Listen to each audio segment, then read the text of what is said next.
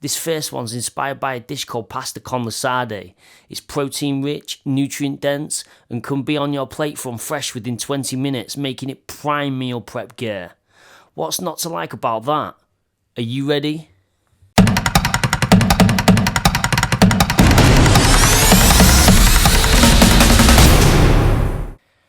Oh, my name's Gregory D, by the way. I think I forgot to introduce myself there, and welcome to My Fake Kitchen, the kitchen where everything's fake, everything you see is fake.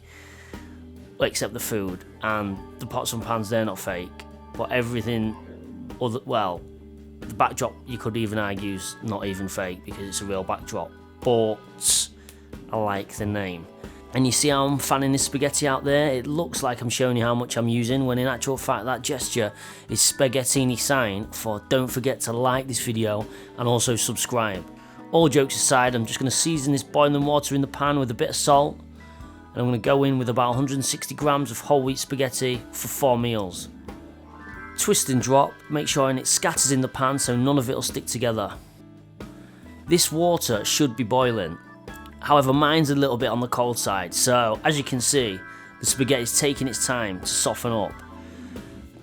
Normally on a boil, I'd cook the spaghetti for 7 or 8 minutes. I want it to be about 2 minutes off al dente, and then we'd set it to a side, prepare the rest of the dish, and add it back into the dish to complete the rest of the cook. Okay, so spaghetti's on. I'm going to be using 120 grams of pine nuts. I've got 60 grams in each bowl. I'm going to be using all these today, and I would usually toast all these at this point. However, I toasted 60 yesterday. I'm going to use them again for this dish. Half goes into a dry pan with no oil. I'm just going to keep an eye on them buttes. So now we move on to chopping the fennel. If you're lucky enough to be able to find fennel with the fronds, which are the green wispy bits on the ends, by all means save them, set to one side and use to garnish at the end.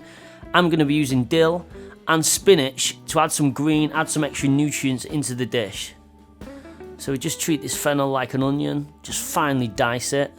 Make sure you keep those nuts moving in the pan, else they will burn, believe me. Also, keep an eye on that spaghetti, you do not want to overcook it. So I peel and dice one onion then. And you'll know when these pine nuts are ready, they'll just start to take on a little bit of colour and start smelling nice. Get them off the gas, or even the electric, get them into a bowl and set to one side. So next we're going to make some breadcrumbs. In the same pan that the pine nuts came out of, go in with 1 slice of bread. I'm using wholemeal. I've pre-toasted this just to allow it to dry out. If you've got dry bread, you can use that also. We're just going to bosh that in the pan, and I'm going to add some olive oil just to allow those breadcrumbs to come together. So a spaghetti is about 2 minutes off being cooked, which is exactly what we want. So we're just going to drain it off in a colander here, and do this, but return it to a pan and add some olive oil so it doesn't stick together. Don't just sit it to one side like I have above the boiling water, because it'll carry on cooking and then it might get overcooked. Come on, Gregory D, sort your head out, son. So when the breadcrumbs are ready, get them in a bowl, get them in a bowl, get them in a bowl. I can't believe I've not even finished cutting this onion yet. It seems to be taking ages. What's going on? But I suppose I have been doing a few other things around the kitchen, so maybe I can let myself off. Add a bit of olive oil to the pan the breadcrumbs just come out of, and go into the pan with the fennel and the onion. Right, this is the bit I should have done when I took the spaghetti off, but I got distracted, so maybe I let myself off. And I've got away with it also because it's not overcooked, so we're safe. We are safe. Bit of olive oil goes in here. This is just to stop it sticking together. Give it a little lazy stir. And then, yeah, we're alright. We're alright. So we're just going to saute this onion and fennel. Make sure we've got enough olive oil in there. It's going to cook on a medium heat, nicely sweating off. Just keep an eye on it and keep it moving. We don't want any colour with this. After that's been in the pan for probably about 3 or 4 minutes, whack the spinach in. Get that spinach in, and that'll just release some moisture, further moisture into the onion and the fennel. Next up, I've got about 40 grams of raisins, about a handful of raisins. Stick a few raisins in there, kid. We're just going to chop these up nicely, finely if we can. I'm going to just finely slice 1 clove of garlic. If you've got a press, get it out right now.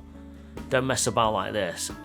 You could probably get away with 2 if you're into your garlic, but these are all subtle flavours, so I'm not trying to overpower the dish, you know. So 1 clove of garlic is going to be ample.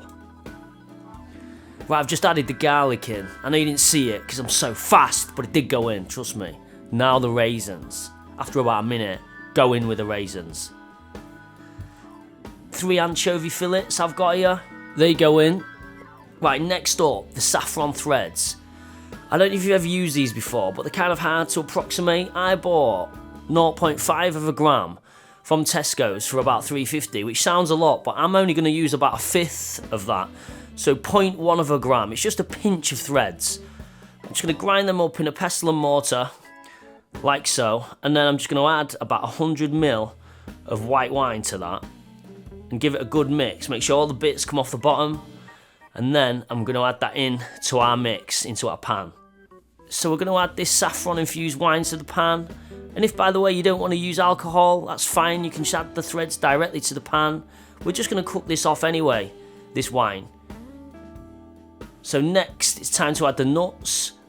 I'm going to be adding about 60 grams at this stage of toasted pine nuts and reserve about 60 grams for topping later on. So now it's time to go in with 4 tins that I've drained of mackerel. The original dish they use sardines, but I much prefer mackerel, so I'm going to use mackerel. And as we turn that mackerel in, we just start to add back in some of that starchy water, pasta water that we saved. You've only actually seen me do it once, but I've added quite a bit of that starchy water throughout the course of this cook, so make sure it's nice and moist.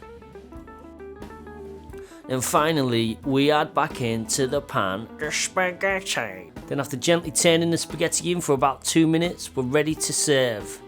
Before this hits the bowl, have a final taste, salt and pepper to season. And look how much we've got easily 4 meals here, easily. And stop looking at that mess at the side of the cooker. Focus on the dish. You can't see the mess. Stop looking at it. Stop looking at it. Stop it! So yeah, pile that spaghetti in and then top with some breadcrumbs, those toasted breadcrumbs we did earlier. Go in with the nuts, some of those toasted nuts we did earlier, then finish with some nice dill.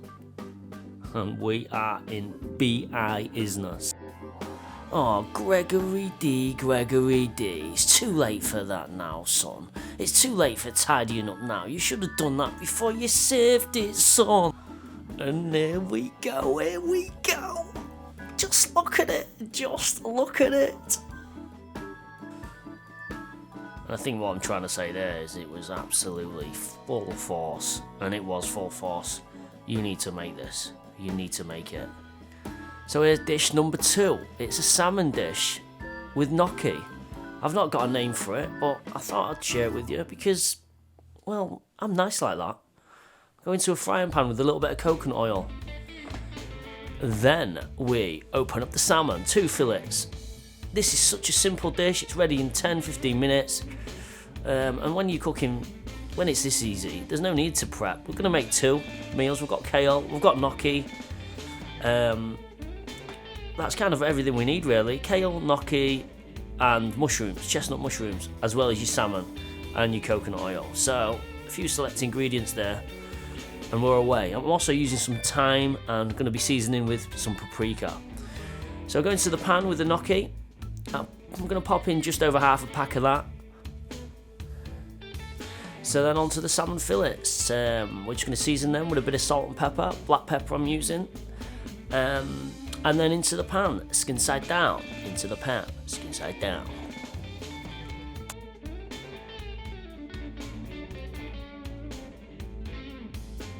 Next up, the kale. I'm using about 2 big fistful of kale, and if you buy it, like I've bought it in a big bag, they just cut it into bits, and each of those bits will probably contain a bit of a fat stalk, which I don't want to eat that. I do not want to eat that. I don't care how good it is for you. I'm not interested. I'm not eating it. It's as simple as that. So don't come in the comments going, oh, you're taking out the best bit of the kale. It's got the most amount of fibre. So yeah, anyway, that's what I'm doing. I'm just clipping that bit out because it's It's unnecessary. So anyway, what I'd do is I'd cut the kale up slightly finer than I've cut it and add it slightly earlier, depending on how you like your kale. I mean, I like mine with a little bit of bite, so I'm going to add it with the mushrooms in a minute. But ideally, after about 3 or 4 minutes, I'd add it to the pan after the fish and the gnocchi's been in there for about 3 or 4 minutes. So I'm just cutting these mushrooms into halves. There's no need to really go any further than that, I don't think, for this. Nice and chunky. So now I'm going to bash some thyme in there, some paprika. And then I'm just going to add in everything to the pan that's left, which is just the mushrooms and the kale. As I said earlier, you probably want to just be adding the mushrooms at this stage and add the kale in a bit. Give it a little fry off, season to taste, and then after about another 6 or 7 minutes, this beaut will be good to go. So yeah, here we have it. You will love this one. So simple, so nice, so fresh, so quick.